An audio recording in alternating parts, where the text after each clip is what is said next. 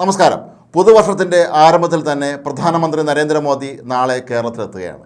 തൃശ്ശൂരിൽ അദ്ദേഹം BJP സംഘടിപ്പിക്കുന്ന സ്വീകരണ ചടങ്ങിൽ പങ്കെടുക്കും. സ്ത്രീ ശക്തി മോദിക്കൊപ്പം എന്ന് പേരിട്ടിരിക്കുന്ന ഈ പരിപാടി പ്രധാനമന്ത്രി നരേന്ദ്രമോദി വനിതാ സംവരണ ബിൽ പാർലമെൻറ്റ് ഇരുസഭകളിലും പാസ്സാക്കിയതിൻ്റെ അഭിനന്ദന സൂചകമായിട്ടാണ് BJPയുടെ കേരള ഘടകം അദ്ദേഹത്തെ ഈ സ്വീകരണം നൽകി ആനയിക്കുന്നത്. നമ്മൾ രാഷ്ട്രീയപരമായി നോക്കുമ്പോൾ ഇത് കേരളത്തിലെ BJPയുടെ ലോക്സഭാ തെരഞ്ഞെടുപ്പ് പ്രചാരണത്തിൻ്റെ ഒരുപക്ഷെ ആദ്യ യോഗമായി തന്നെ കണക്കാക്കേണ്ടി വരും. നരേന്ദ്രമോദി നാളെ 2.5 മണിക്കൂർ സമയമാണ് തൃശ്ശൂർ ചെലവഴിക്കുന്നത്. അദ്ദേഹം നാളെ തൃശ്ശൂരിൽ റോഡ് ഷോ നടത്തുന്നുണ്ട്. സ്വരാജ് റൗണ്ട് മുതൽ നായ്ക്കനാൽ വരെയുള്ള ആ ഒരു മേഖലയിൽ അദ്ദേഹം റോഡ് ഷോ നടത്തുന്നുണ്ട്.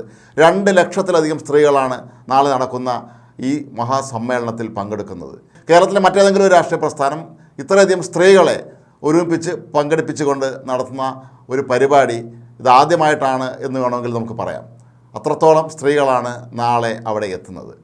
സ്ത്രീകൾക്കായി നരേന്ദ്രമോദി സർക്കാർ ചെയ്തിട്ടുള്ള സംവരണം മാത്രമല്ല, വേറെ ഒരുപാട് കാര്യങ്ങൾ, ഒരുപാട് പദ്ധതികൾ ഒരുപക്ഷെ ഈ രാജ്യത്ത് ഭരിച്ച പ്രധാനമന്ത്രിമാരിൽ സ്ത്രീകൾക്കും കുട്ടികൾക്കും പ്രത്യേകിച്ച് പെൺകുട്ടികൾക്കും വേണ്ടി ഏറ്റവും അധികം പദ്ധതികൾ നടപ്പിലാക്കിയ സർക്കാരാണ് നരേന്ദ്രമോദിയുടേത്.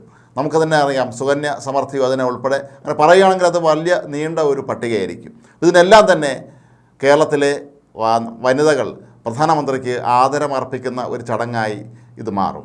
മാത്രമല്ല, അടുത്ത ലോക്സഭാ തെരഞ്ഞെടുപ്പിൽ തൃശ്ശൂർ ലോക്സഭാ മണ്ഡലത്തിൽ നിന്ന് സ്ഥാനാർത്ഥിയായി മത്സരിക്കുന്നത് സുരേഷ് ഗോപി തന്നെ ആയിരിക്കും എന്ന് ഉറപ്പായതോടുകൂടി അതിൻ്റെ ഒരു പ്രചരണത്തിൻ്റെ കൂടി തുടക്കമാകും നാളെ നടക്കുക എന്നുള്ളതും ഉറപ്പാണ്. ഇതിനിടെ കഴിഞ്ഞ ദിവസം പ്രധാനമന്ത്രി നരേന്ദ്രമോദിയുടെ ഫ്ലക്സുകൾ, ഈ പരിപാടിയുടെ ഫ്ലക്സുകളൊക്കെ തന്നെ നീക്കം ചെയ്ത കോർപ്പറേഷൻ്റെ നടപടിക്കെതിരെ ശക്തമായ പ്രതിഷേധം ഉയർന്നിരുന്നു.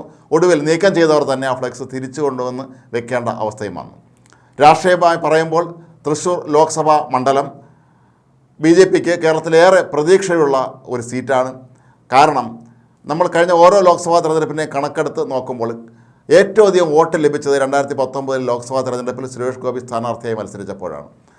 ഏതാണ്ട് 2,90,000-ലധികം 3 ലക്ഷത്തിന് അടുപ്പിച്ച് വോട്ടുകൾ നേടാൻ സുരേഷ് ഗോപിക്ക് കഴിഞ്ഞു എന്നുള്ളത് വളരെ പ്രധാനപ്പെട്ട കാര്യമാണ്. മാത്രമല്ല, അദ്ദേഹം തൃശ്ശൂർ കേന്ദ്രീകരിച്ച് നിരവധി പ്രവർത്തനങ്ങൾ നടത്തുന്നുണ്ട്.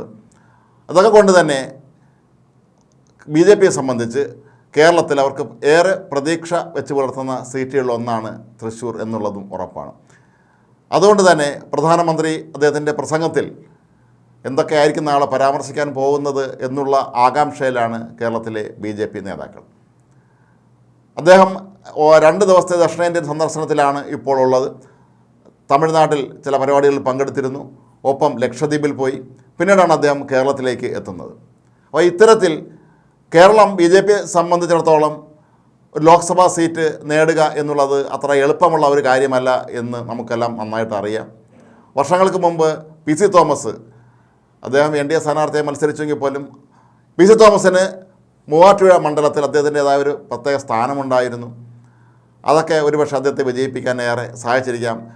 അദ്ദേഹം മത്സരിച്ചത് NDA സ്ഥാനാർത്ഥിയായിട്ടാണെങ്കിൽ പോലും ആ വിജയം PC തോമസിൻ്റെ മാത്രം വിജയമായി അന്ന് കണക്കാക്കിയിരുന്നു. പക്ഷേ ഇപ്പോഴാകട്ടെ കേരള നിയമസഭയിൽ ഒരു അംഗം പോലും ഇല്ലാത്ത അവസ്ഥയാണ്. 2016 ഒരംഗം മാത്രമുണ്ടായിരുന്നു. ഇപ്പോൾ നിയമസഭയിലും പ്രാതിനിധ്യമില്ല BJPക്ക്. ഇതുകൊണ്ടൊക്കെ തന്നെ അടുത്ത് നടക്കാനിരിക്കുന്ന ലോക്സഭാ തെരഞ്ഞെടുപ്പ് കേരളത്തിലെ BJP ഘടകത്തെ സംബന്ധിച്ചും ഏറെ നിർണായകമാണ്. ഇക്കുറിയും ഒരു വിജയം നേടിയില്ലെങ്കിൽ ഒരുപക്ഷെ കേന്ദ്ര നേതൃത്വം വളരെ ശക്തമായ നിലപാടുകളിലേക്ക് മാറാനുള്ള എല്ലാ സാധ്യതകളും കേരളത്തിലെ നേതാക്കൾ മുൻകൂട്ടി കാണുന്നുണ്ട്. അതുകൊണ്ട് തന്നെ ഏത് വിധേനയും കേരളത്തിൽ കൂടുതൽ സീറ്റുകൾ നേടുക എന്നുള്ളതാണ് BJPയുടെ പ്രധാനപ്പെട്ട ഒരു ലക്ഷ്യം തന്നെ ഇപ്പോൾ. അതിൻ്റെ കൂടെ ഭാഗമായിട്ടാണ് നാളെ ഇത്തരത്തിലുള്ള ഒരു മഹാസമ്മേളനം സംഘടിപ്പിച്ചിരിക്കുന്നത്. ഈ സമ്മേളനത്തിൽ കേരളത്തിലെ വളരെ പ്രമുഖരായ സ്ത്രീ വ്യക്തിത്വങ്ങൾ പങ്കെടുക്കുന്നുണ്ട്. അതിലേറ്റവും ശ്രദ്ധേയയായ ആൾ കഴിഞ്ഞ ദിവസങ്ങളിലൊക്കെ തന്നെ സർക്കാരിനെതിരെ രൂക്ഷമായ വിമർശനമായി രംഗത്തെത്തിയ മറിയക്കുട്ടി എന്ന 78-കാരിയായ അമ്മ തന്നെയാണ്. മറിയക്കുട്ടിയെ അമ്മ ഈ പരിപാടി പങ്കെടുക്കും എന്നാണ് K. സുരേന്ദ്രൻ അറിയിച്ചിട്ടുള്ളത്.